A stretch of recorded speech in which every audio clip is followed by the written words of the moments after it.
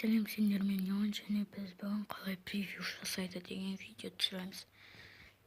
Бұл видеода Adobe Photoshop Touch керек. Және біз эффекттер таңдаймыз.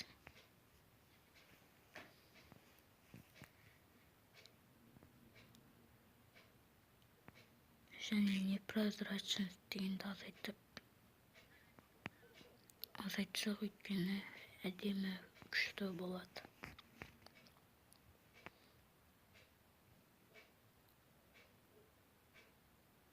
Өзіміздің позамызды таңдаймыз.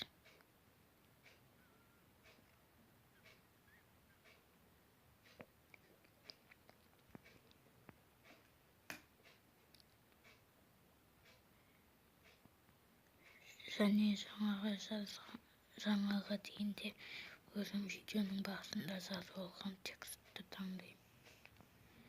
Сіздер бұл текстті Pixel Lab'дан жазсаңыздар болады.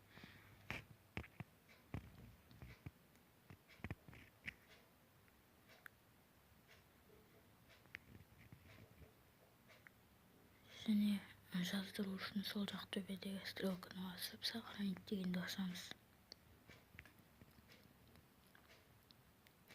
Сосын тағы да стрелка тұрғанды басып, сохранить в галерее. Суретті таңдап, панагы ок.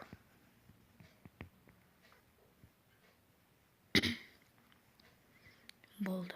Сіздермен бірге болған мен Ян, сау болыңыздар.